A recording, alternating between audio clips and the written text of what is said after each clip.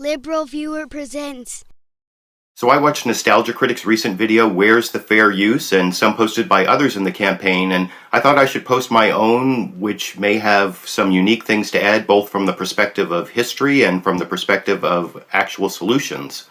I'm not only a lawyer, but I've been fighting for fair use on YouTube almost since the beginning, starting when I got caught in a barrage of DMCA takedowns from Viacom almost a decade ago, and followed by this strange email conversation I had with YouTube in which I seemingly had to explain to YouTube the whole process of DMCA takedowns and counter notices after YouTube claimed they'd need an army of lawyers just to go through that process. And way back in early 2007, my channel was taken down for a month over copyright claims until I finally got some help with the problem, and I think I was the first YouTube channel ever reinstated after getting taken down for copyright claims. Then for the first VidCon, I also suggested and participated in a copyright and fair use panel where I tried to politely confront the staff at YouTube about some of these problems still going on today. Of course, I wasn't invited back to the copyright panel in 2014, where all the panelists seemed to have adopted a view more in line with the big copyright owners and YouTube. And over the years, I fought dozens and dozens and dozens of claims, both DMCA takedowns and Content ID claims, and this week I saw a definite escalation in the effect of Content ID on my channel when I got this notice from YouTube that if I get another Content ID claim, I will lose features on my channel, even though I already disputed the Content ID claim and my video is still blocked worldwide. This actually contradicts a promise that YouTube made back in April 2010 in a blog post where YouTube claimed in their post Content ID and Fair Use that if you dispute a Content ID claim, the video immediately goes back up. YouTube also made a commitment in that blog post to protect fair use, and I think it's pretty clear YouTube hasn't been following through on that commitment.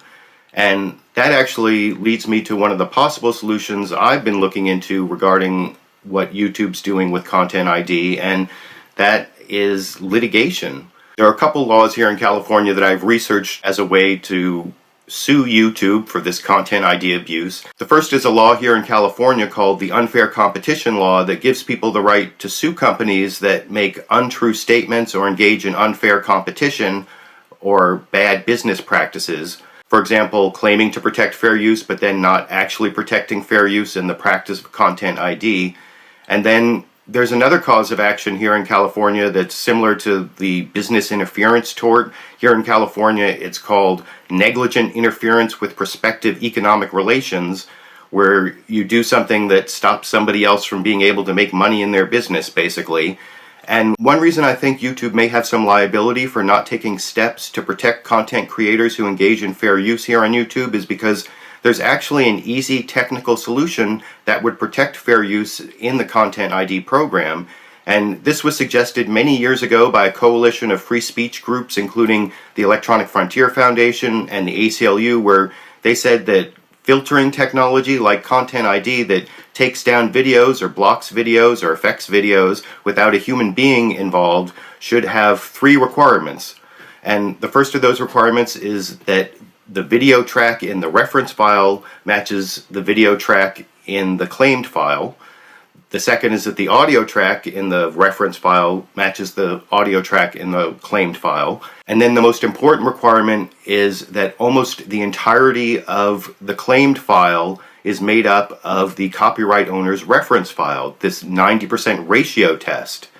And what's really important about these fair use principles suggested by these free speech organizations is it not only comes from them, but it was actually cited favorably by the Ninth Circuit Court of Appeals in that Lenz versus Universal decision last September. In that Ninth Circuit opinion, the court actually cited these 3 requirements and said they may be a sufficient consideration of fair use. So that means they may not even be sufficient consideration of fair use, but YouTube could easily adopt this 90% ratio test, making sure that almost the whole reference file matches almost the whole claim file, and that would solve a lot of the fair use problems, especially because YouTube could so easily make this change. It's already a feature in the Content ID program. Right now, the copyright owners can decide whether they want to set their Content ID software to claim videos that have 90% of the file, 80%, 70%, but YouTube shouldn't leave it up to the copyright owners. YouTube should say that if Content ID is going to affect a video claim, that it has to have this 90% ratio test, because that's important for protecting fair use. And YouTube has said it is committed to protecting fair use, and I think we really need to put pressure on YouTube now to enforce that commitment. So I like some of the solutions I've seen suggested by other people. A grace period after a claim where it doesn't affect your video, or keeping money earned by a video in some kind of escrow account, and after the dispute is settled, the winner of the dispute gets to take the monetization money. These are all good solutions, but I just wanted to add the idea of this technical solution, making sure that the Content ID software does not claim videos unless there is a 90% match between the reference file and the claim file.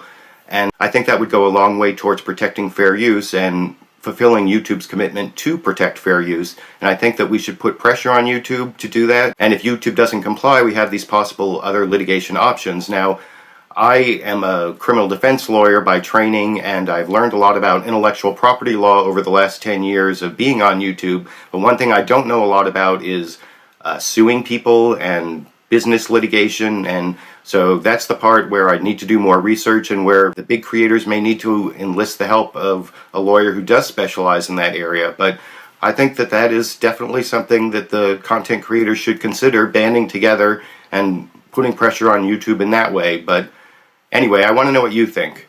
Should YouTube institute practices that actually protect fair use in their Content ID system? And if you think they should, can you give me a thumbs up in this video and help out my channel with all these bogus copyright claims? Share this video, add your comments, and do whatever you can to support the Where's the Fair Use campaign on YouTube. I YouTube, you decide.